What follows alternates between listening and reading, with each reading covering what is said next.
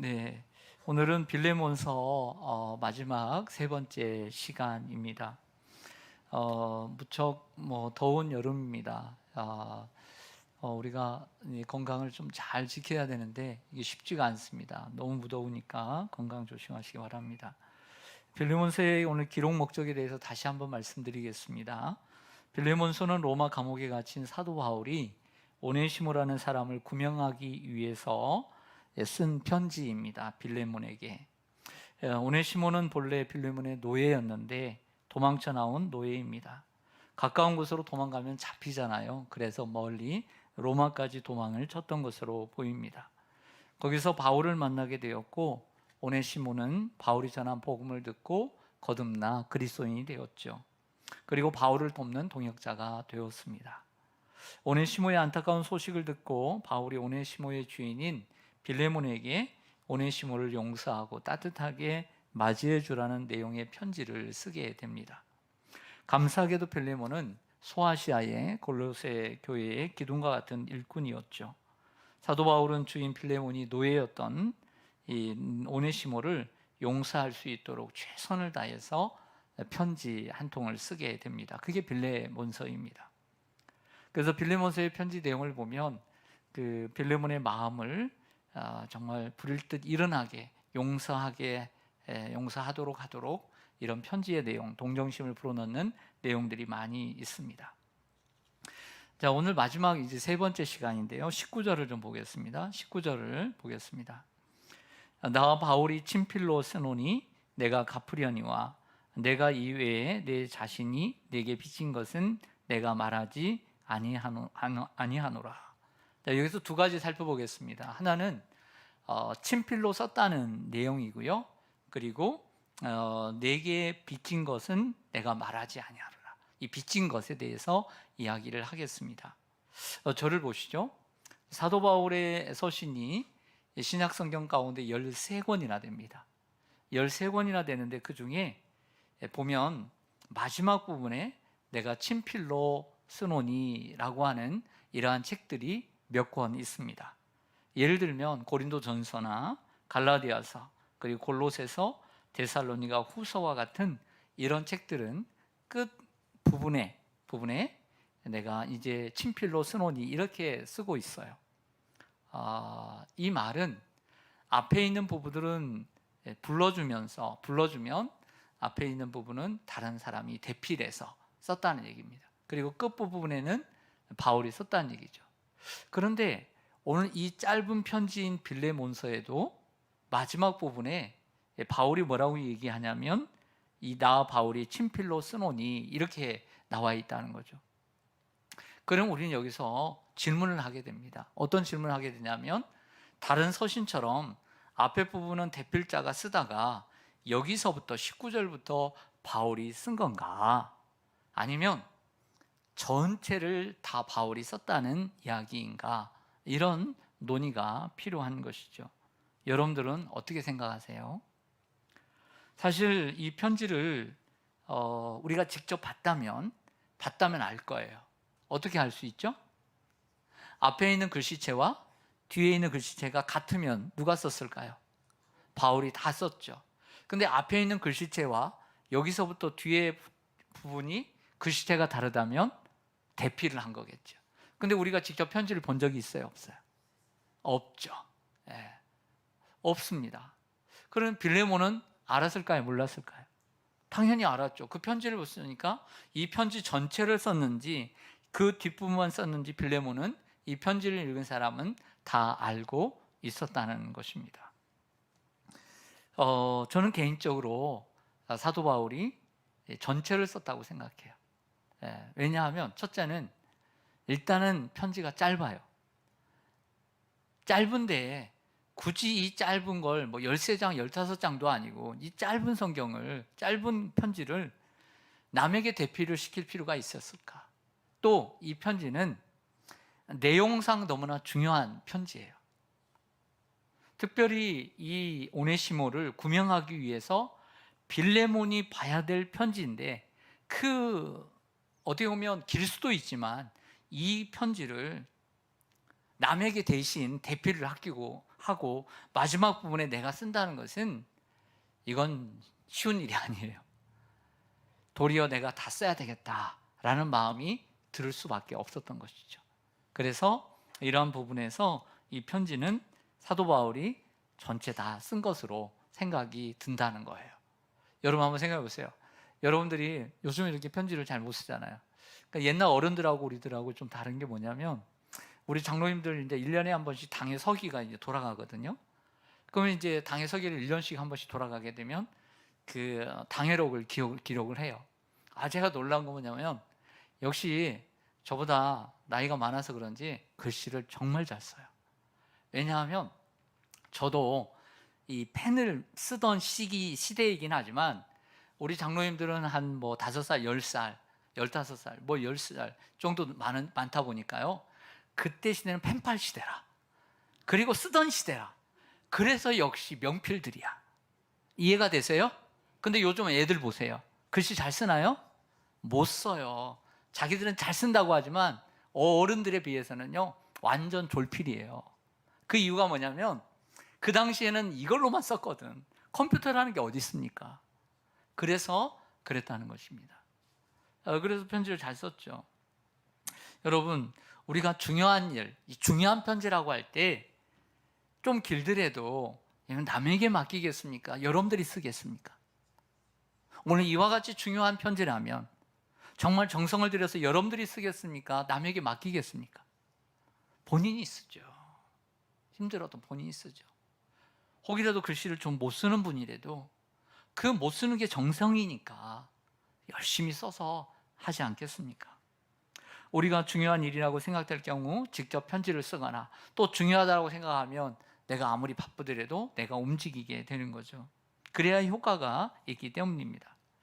저도 신방할 경우가 있습니다. 신방할 경우에 부교육자만 보내야 할지 제가 가야 할지 사실은 고민을 많이 해요. 모든 신방을 다니다 보면 더 중요한 것을 놓칠 수 있기 때문입니다. 만약에 목회라는 것도 늘 분주하게만 움직인다고 해서 목회를 잘하는 건 아니거든요. 늘 부지런하다고 목회를 잘하는 것일까요? 부지런하면 좋죠. 그러나 정작 해야 될 일을 못하면서 만약에 분주하기만 하다면 그것은 선택과 집중을 잘 못하는 것입니다. 그래서 늘 생각을 많이 합니다. 그래서 내가 가야 할 것인지 말아야 할 것인지 그런 생각들이 들 때가 있습니다. 참 오래전이었어요. 무척 오래전이었는데 어느 청년이 이제 대학교 졸업 연주회를 하게 되었습니다. 피아노였어요. 그래서 그 연주회를 갔습니다. 밤이었죠, 당연히. 그랬더니 어떤 안수 집사님께서 마치고서 저에게 이런 말씀을 하시는 거예요. 한 15년 된 것 같아요. 10년? 목사님께서 이런 곳까지 오시느냐, 이런 곳까지 다니시면 너무 바쁘시지 않느냐, 목사님께서는 큰 일에만 다니시는 게 좋겠다, 이런 조언을 하더라고요. 어느 정도 일리가 있는 말이기는 합니다. 하지만 목회라는 현실적인 상황 가운데서 정말 모든 것을 다 할 수도 없지만, 그렇다고 해서 몇 가지만 또 할 수 있는 것은 아니라는 거예요. 그런 사이에서 그런 생각 속에서 고민들이 있다는 것입니다. 당연히 담임 목사가 가면 좋아할까요, 안 좋아할까요? 좋아하죠. 그렇죠. 그런데 모든 것을 다 할 수는 없어요. 그런 어떤 것입니다. 그러나 오늘 같은 경우 이 오네시모를 위해서 편지하는 이 편지, 여러분 오늘 이 편지 내용을 한번 보십시오. 이렇게 되면 뭐 한 장입니다. 한 장밖에 안 되죠. 꽉 차면 한 장이지만 여러분들 이 한 장을 이렇게 쓴다는 거, 그 편지지에 쓴다는 거, 몇 장은 나올 거란 말이에요. 그래도 중요한 편지이기 때문에 직접 쓰지 않았을까라는 생각을 하게 됩니다. 또한 19절 하반절을 좀 보시면요, 내 자신이 내게 빚진 것은 내가 말하지 아니하노라. 여러분, 사도 바울이 빌레몬을 만난 적이 있는지 모르겠어요. 혹이라도 개인적인 어떤 관계가 있었는지는 모르겠는데 어떤 빚을 졌을까요? 내가 빚진 것이 있으면 내가 탕감해 줄게.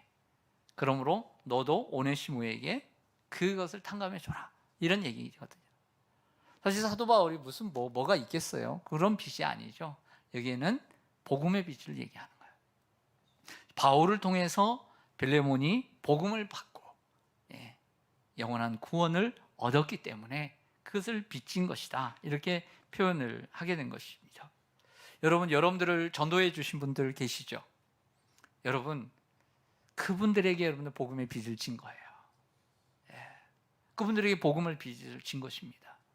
그러면 우리도 복음의 빚을 갚아야 될 줄로 믿습니다. 자, 오늘 본문을 접어두고요. 로마서 1장 14절로 가겠습니다. 로마서 1장 14절. 240쪽입니다.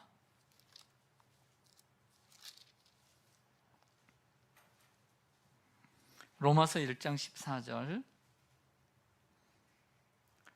240쪽 로마서 1장 14절부터 16절. 시작. 헬라인이나 야만인이나 지혜 있는 자나 어리석은 자에게 다 내가 빚진 자라. 그러므로 나는 할 수 있는 대로 로마에 있는 너희에게도 복음 전하기를 원하노라. 내가 복음을 부끄러워하지 아니하노니 이 복음은 모든 믿는 자에게 구원을 주시는 하나님의 능력이 됨이라. 먼저는 유대인에게요 그리고 헬라인에게로다. 아멘. 사도 바울이 로마서 1장에서 내가 너에게 복음의 빚진 자다 얘기하면서 빚진 자다 얘기하면서 무엇에 빚졌다고 그래요? 복음의 빚을 졌다고 얘기하지 않습니까? 그러므로 여기에 빌레몬에게 말하는 이 빚이라고 하는 것은 복음의 빚, 복음을 듣고 예수 그리스도를 알게 된 것에 대해서 얘기를 하고 있는 것이죠. 여러분, 그 마태복음 18장에 보면 용서에 대한 메시지가 나옵니다. 베드로가 예수님께 이렇게 묻죠. 주여, 내 형제가 내게 죄를 범하면 몇 번이나 용서해야 할까요? 그럼 뭐라고 대답할까요? 7번 용서해야 될까요? 이렇게 물어요. 그랬더니 예수님께서 7번뿐 아니라 7번을 70번이라도 할지니라. 이렇게 말씀을 하시면서 비유 하나를 들게 됩니다. 한 임금이 있는데 그 임금에게 1만 달란트 빚진 자가 있었습니다. 여러분들, 달란트라는 것은 금이 20kg입니다. 근데 이게 2만 개 있는 거예요. 2만 개. 그런데 그 큰 빚을 탕감해 주었어요. 너무나 기뻤죠. 그런데 탕감을 받고 돌아가는 길에 자기에게 100데나리온, 데나리온 하루의 품삯이죠. 그래서 100일 품삯의 빚진 자를 만나서 목덜미를 잡았습니다. 목덜미를 잡고 흔들어댔어요. 빚을 갚으라고. 근데 그것을 보고 신하들이 임금님께 아뢰었더니 다시 그 빚을 탕감해 주지 않고 심판하고 멸망시켰다는 그런 얘기입니다. 여기서 생각해 보죠. 여기서 큰 임금은 누굴까요? 하나님이죠. 그러면 1만 달란트 빚진 것은 어떤 빚을 졌다는 걸까요? 죄의 빚이죠. 사망의 빚이죠. 죄의 삭은 사망이죠. 영원히 죽을 수밖에 없는, 그래서 이 빚은 갚을 수 있어요, 없어요? 1만 달란트 갚을 수 있을까요, 없을까요? 갚을 수 없죠. 갚을 수 없어요. 그것을 빚졌다는 것입니다. 그러면 결국에 앞에서 얘기한 1만 달란트는 뭘 얘기합니까? 우리가 복음을 듣고 죄사함 받아 구원받은 것을 의미하는 거예요. 자, 이게 하나의 1번 A라는 빚입니다. A라는 빚. 근데 두 번째, 이것을 빚을 탕감받고 나가다가 100데나리온 빚진 자를 만났습니다. 목덜미를 잡고 흔들어댔습니다. 용서하지 못하겠다는 거죠. 이것은 이 B라고 하겠습니다. 이 B는 바로 이 베드로가 질문한 용서입니다. 베드로가 질문한 거. 그게 B인 거죠. 이걸 비유한 것입니다. 우리가 물질적으로 보면 B가 크다고 할 수 있습니다. 왜? B는 돈이 보이니까. 그런데 A는 사실은 보이지는 않습니다.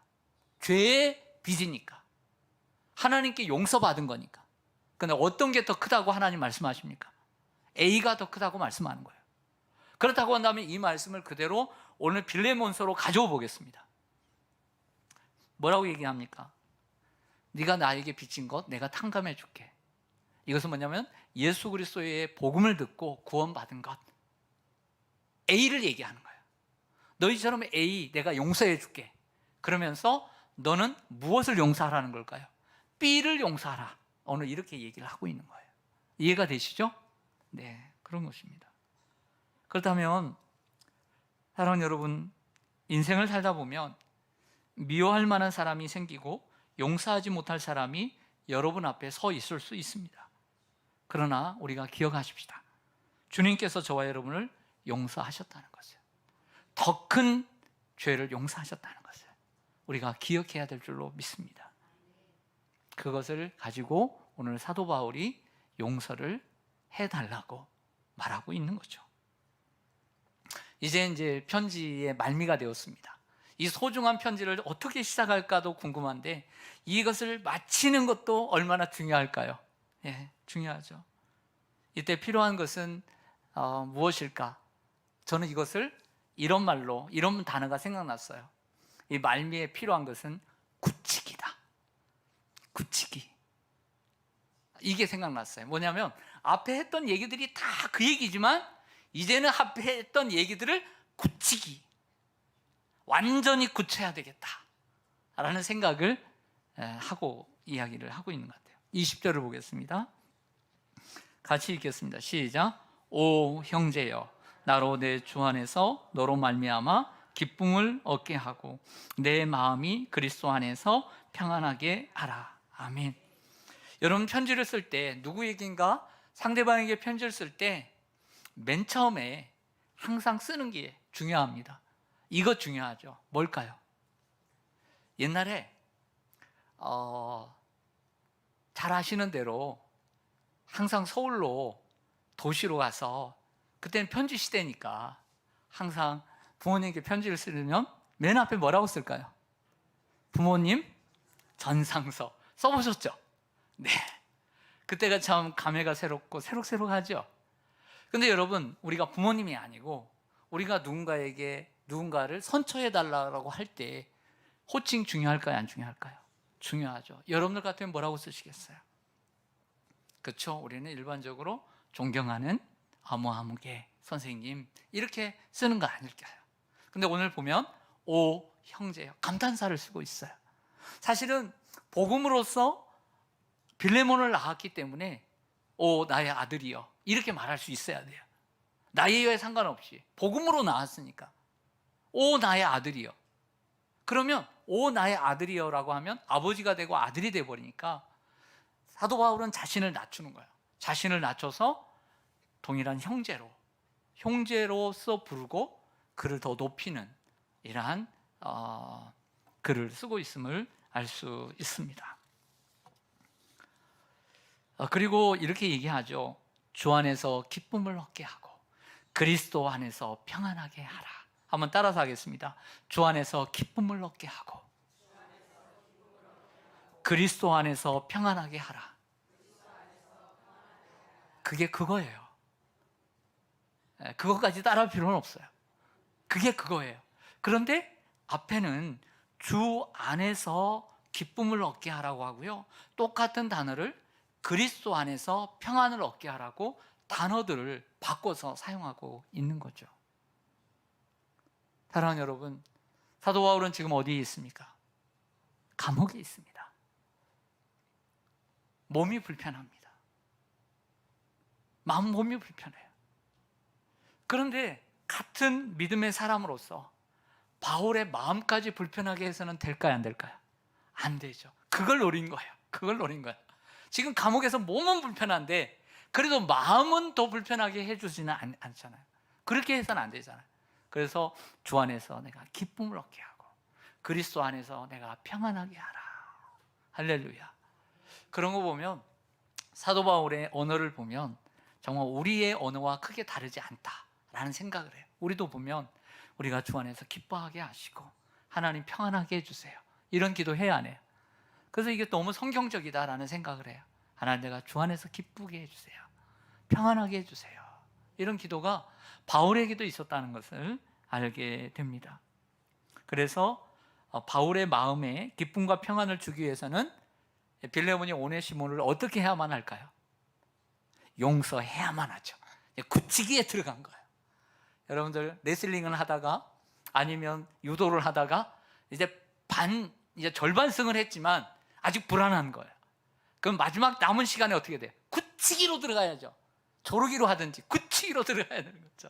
네, 오늘 마지막 부분에도 굳히기로 들어가는 거예요. 용서 안 하면 안 되도록 굳히기로 들어가는 거죠. 그런 느낌이 들었습니다. 네, 굳히기 더 들어갑니다. 21절입니다.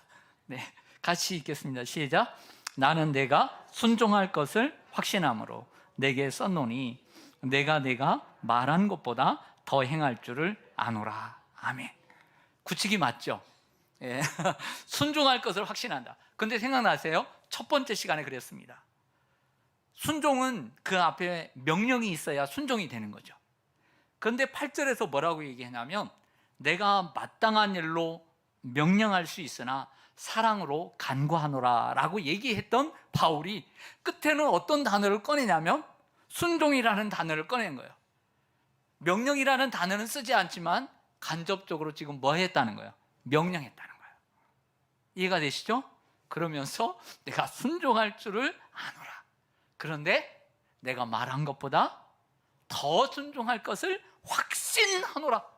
뭐 한다고요? 확신하노라. 굳히기 들어간 거예요. 굳히기 들어간 거. 네.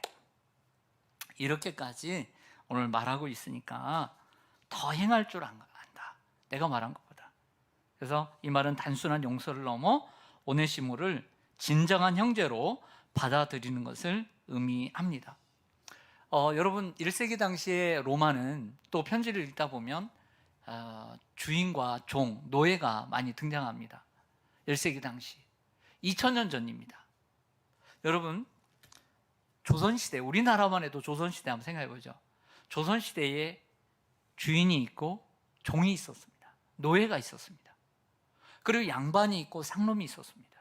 하물며 2000년 전에 로마 시대에 노예, 주인 이러한 관계는 당연한 것이었고 또 노예 역할도 대단히 중요했습니다. 당연히 돈을 주고 팔았던 것이죠. 인도에서 사역했던 목사님의 이야기를 이렇게 목사님들의 이야기를 들어보면 인도는 카스트라고 하는 계급이 있습니다. 크게는 4개, 더 좁게는 한 10개.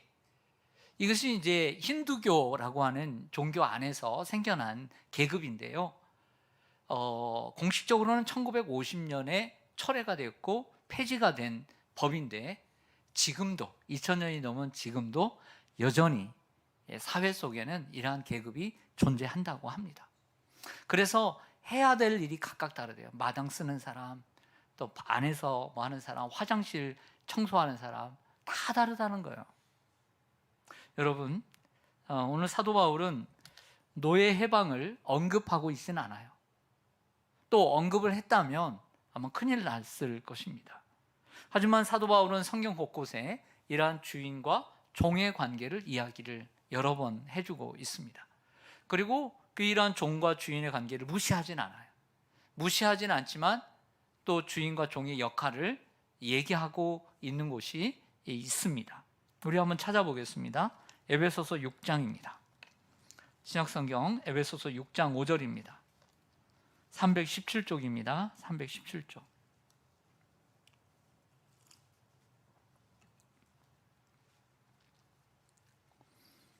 에베소서 6장 5절부터 9절입니다. 316쪽.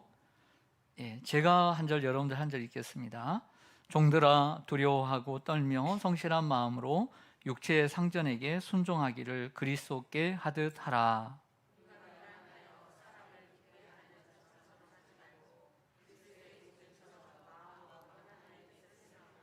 기쁜 마음으로 섬기기를 주께 하듯 하고 사람들에게 하듯 하지 말라.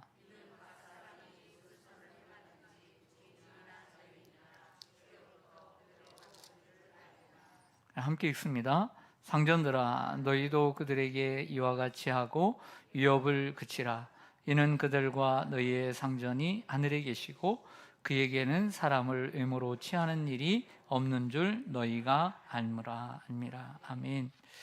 여러분 읽기 잘하는 말씀이죠. 당시에 주인이 있고 또 종이 있다는 것을 이야기를 해주고 있습니다. 종은 주인을 향하여서 눈가림만 하지 말고 그리스도께 하듯 하라고 했고요. 그리고 위에 있는 주인에게는 그 종, 노예에 대해서는 위협하지 말고, 친구처럼 때로는 정말 인간적으로 대하라는 거예요. 따뜻하게. 우리가 지금은 이러한 우리 시대에서 노예와 주인의 관계는 없지만 어떤 관계가 남아있죠? 그리고 늘 존재할 수밖에 없는 관계, 바로 그것은 주종 관계는 아니지만 항상 우리가 뭘 쓰게 되면 갑과 을이라고 쓰게 됩니다. 갑과 을을 쓰게 되는 거죠. 그래서 회사의 입장에서는 갑이 되는 것이고 사원의 입장에서는 을이 되는 거예요. 그렇게 쓸 수 있겠죠. 어디 보면 직장 안에서 대표는, 그리고 어떤 사장은 어디 보면 직원들을 채용을 해서 월급을 주고 연봉을 주고 또 일을 시켜서 하는 이러한 관계 속에서 그 마음 속에, 갑이라는 마음 속에서 이 을에 대해서 직원에 대해서 어떻게 보면 도구로 이용을 하기도 하고 또 함부로 대하기도 하고 이럴 수 있다는 것입니다. 이런 것을 조심해야 되는 거죠. 요즘 삶으로 비교하다 보면 그렇다는 것입니다.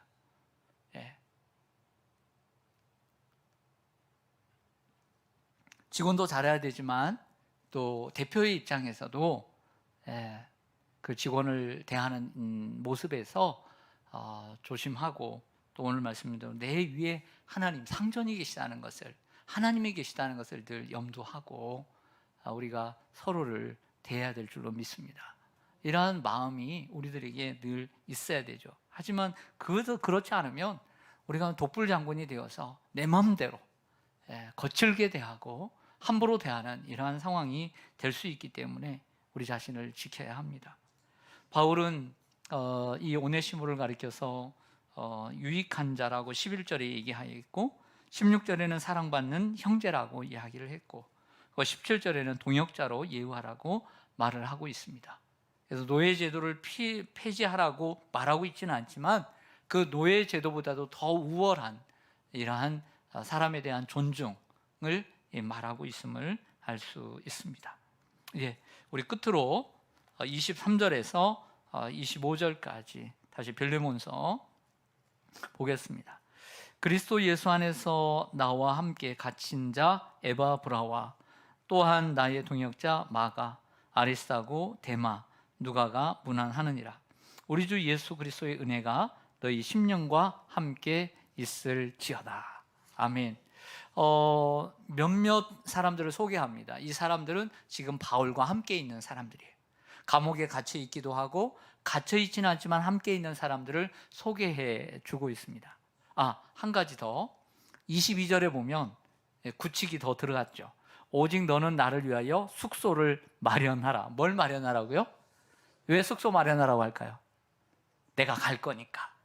확실하게 구칙이 더 들어가죠. 내가 너 안 볼 거 아니다. 내가 너 분명히 본다. 그러니까 너희 기도로 내가 너희에게 나아갈 수 있기를 바라노라. 이렇게 얘기를 하고 있는 거죠. 여기에 보면 에바브라가 나오는데요. 빌립보서 하면 에바브로 디도입니다. 근데 골로새 교회 하면 에바브라입니다. 골로새 교회 성도들은 에바브라에게 복음을, 바울에게 들은 복음을 에바브라가 가르쳤다라고 이야기를 하고 있죠. 그런데 이 골로새 교회의 기둥과 같은 일꾼이 누구냐면 빌레몬이에요. 그리고 지금 이 에바브라는 바울을 어떻게 보면 그 옥에 있는, 감옥에 있는 그를 옥바라지하기 위해서 바울 곁에 가 있는 거죠. 그래서 그를 먼저 소개하고 있고요. 마가, 아리스타고, 데마, 누가 이렇게 문안하면서 이야기를 하고 있습니다. 그리고 그리스도의 은혜가 너희 심령과 함께 있을지어다. 이렇게 얘기하고 마치고 있습니다. 이제 성경 오늘 이제 마치려고 합니다. 가끔씩 성경을 읽다 보면 결론 없이 끝나는 책들이 있습니다. 결론이 없어요. 요즘 영화가 그렇죠. 어떻게 끝날까 하는데 이렇게 희미하게 끝나는 영화들이 가끔씩 있는데 그 중에 하나가 저는 요나서라고 생각해요. 싫어하는 이 니느웨 백성들이 가서 복음을 전하려 그러니까 가지 않으니까 바다에 빠뜨리게 하시고, 또 물고기 뱃속에 들어가서 니느웨에 이제 도착을 해서 어쩔 수 없이 복음을 전했는데 하나님께서 그들을 용서하시고 멸망시키지 않자 그들이 그 성이 잘 보이는 곳에 초막을 짓고 그곳에서 하나님 앞에 화를 내고 있죠. 그래서 내가 죽는 게 낫다 이런 식으로 얘기를 하니까 하나님이 설득을 하시면서 끝납니다. 요나가 어떻게 됐을까요? 우린 모르죠. 어떻게 됐을까요? 네, 당연히 하나님의 설득을 받아서 귀한 선지자로 산 줄로 믿습니다. 그렇게 됐을 거예요. 그게 해피엔딩이 아닐까요? 자, 오늘 본문에도 보면 결론이 없어요. 일방적인 편지로 끝이 나죠. 빌레몬이 어떻게 했다는 것이 나오지 않다라고 하는 거죠. 빌레몬은 어떻게 했을까요? 네, 빌레몬이 용서했을까요? 오네시몬 용서했을까요? 용서하지 않았을까요? 용서했죠. 그리고 형제처럼 사랑하는 형제로 대하고 동역자로 대한 줄로 믿습니다. 이게 진정한 믿음인 것이죠. 그래서 오늘 설교의 제목을 해피엔딩이라고 적었습니다. 여러분들의 삶에도 분명히 하나님의 간섭 가운데 또 하나님의 도우심 가운데 일하는 해피엔딩이 될 줄로 믿습니다. 아멘. 네, 기도하겠습니다.